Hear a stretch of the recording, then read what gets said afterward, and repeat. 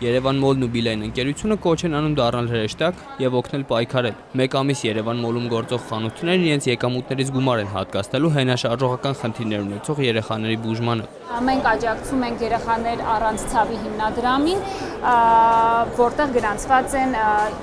իդիոպաթիկ արթրիտով հիվանդ երեխաներ։ Երևան Մոլը առևտրի կենտրոնում գործող 70 խանութների կեսից ավելի միացել են նախաձեռնությանը, իսկ Հայաստանում կապի առաջատար օպերատոր Բիլայն ընկերությունը կտրամադրի որոշակի ծառայություններից ստացված հասույթի 10%-ը։ Յուրաքանչյուր երեխա իրավունք ունի առողջ եւ երջանիկ լինելու եւ մենք համատեղ ուժերով կարող ենք հասնել այդ ամենին։